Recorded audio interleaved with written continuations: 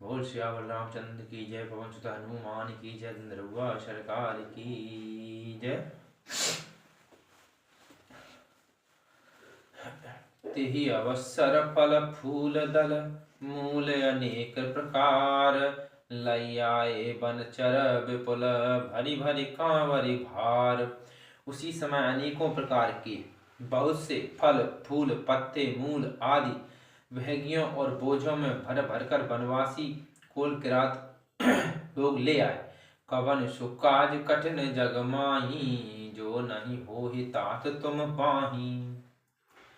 कामद भेगिरि Ram प्रसादा अवलोकत अपहरत विषादा। Sir सरितावन भूमि विभागा जनुम गति आनंद अनुरागा।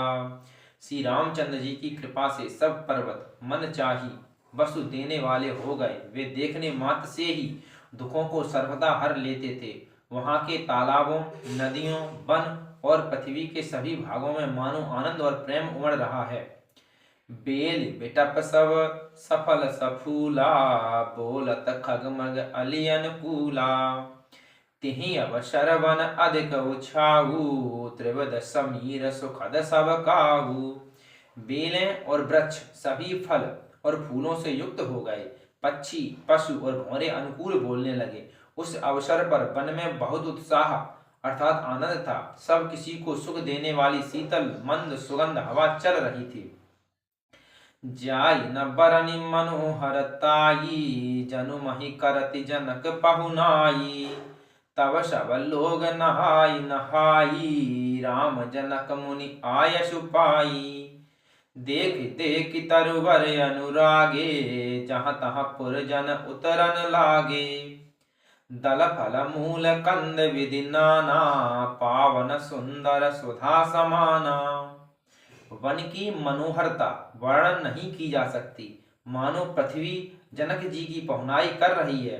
तब जनकपुर वासी सब लोग नहा नहा कर श्री रामचंद्र जी जनक जी और मुनि की आज्ञा पाकर सुंदर वृक्षों को देख देख कर प्रेम में भरकर जहां तहां उतरने लगे। पवित्र सुंदर और अमृत के समान अनेकों प्रकार के पत्ते फल मूल और कंद कवन सुकाज कठिन जग माही जो नहीं होहि तात तुम पाई। सादर सब कह राम गुरु पठय भरी भरी भार। पूज पितर सुर अतिथि गुर लगे करन फरहार। श्री राम जी के गुरु वशिष्ठ जी ने सबके पास बोझे भर भर कर आनंद पूर्वक भेजे।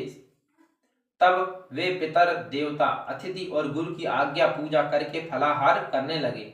कवन सुकाज कठिन जग माही जो नहीं होहि तात तुम पाई। यही विधि बासर बीते चारी राम निरख नर नारी सुखारी।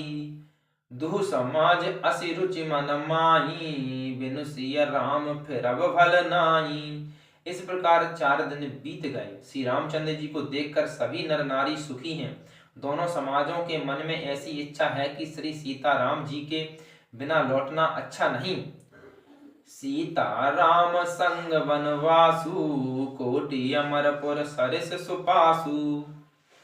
परिहरि लखन राम बैदेही जेहि गरु भाव बाम विदितेहि। श्री सीता राम जी के साथ वन में रहना करोड़ों देव लोकों के निवास के समान सुखदायक है। श्री लक्ष्मण जी श्री राम जी और श्री जानकी जी को छोड़कर जिसको घर अच्छा लगे विधाता उसके विपरीत है। दाहिन दयु होय जब सबही राम समीप बसिय वन तवही। मंदाकिनी मज्जनु तिहु काला राम दरस मुद मंगल माला। जब देव सबके अनुकूल हों तभी श्री राम जी के पास वन में निवास हो सकता है। मंदाकिनी जी का तीनों समय स्नान और आनंद तथा मंगलों की माला अर्थात समूह रूप श्री राम जी का दर्शन है। अटनु राम गिरि वन तापस थल असनु अमिय सम कंद मूल फल। सुख समेत संबत दुई चाता पल सम होहि न जनिय जाता। श्री राम जी के पर्वत अर्थात श्री कामतानाथ जी वन और तपस्वियों के स्थानों में घूमना और अमृत के समान कंद मूल फलों का भोजन। 14 वर्ष सुख के साथ पल के समान हो जाएंगे, अर्थात बीत जाएंगे, जाते हुए जान ही न पड़ेंगे। कवन सुकाज कठिन जग माही, जो नहीं हो तात तुम पाई। यह सुख जोग न लोग सब, कहाँ कहाँ अस भागु। सहज सुभाए समाज दुहु, राम चरण अनुरागु। सब लोग कह रहे हैं कि हम इस सुख के योग्य नहीं हैं, हमारे ऐसे भाग्य कहाँ। दोनों समाजों का श्री रामचंद्र जी के चरणों में सहज स्वभाव से ही प्रेम है। कवन सुकाज कठिन जग माही, जो नहीं हो तात तुम पाई। यही विधि सकल मनोरथ करही, बचन स प्रेम सुनत मन हरही। सिय मातु तेहि समय पठाई, दासी देख सु अवसर आई। इस प्रकार सब मनोरथ कर रहे हैं।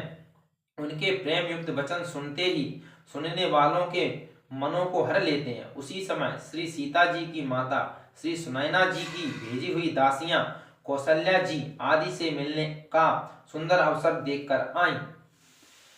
सावकाश सुनि सब सिय सासु, आयउ जनक राज रनिवासु। कौशल्या सादर सन्मानी, आसन दिए समय समानी। उनसे यह सुनकर कि सीता जी की सब सासुएं इस समय फुर्सत में हैं, जनक राज का रनिवास उनसे मिलने आया। कौशल्या जी ने आदर पूर्वक उनका सम्मान किया और समयोचित आसन लाकर दिए।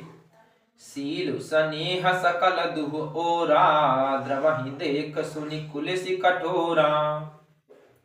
उलक शिथिल तन वारि बिलोचन, मही नख लिखन लगी सब सोचन।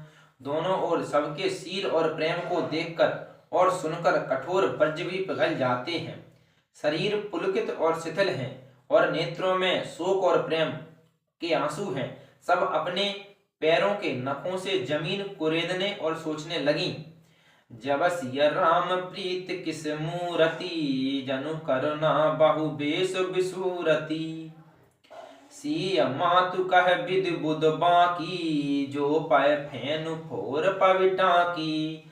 सभी श्री सीताराम जी के प्रेम की मूर्ति सी हैं, मानो स्वयं करुणा ही बहुत से बेस रूप धारण करके विसूर रही हो, अर्थात दुख कर रही हो।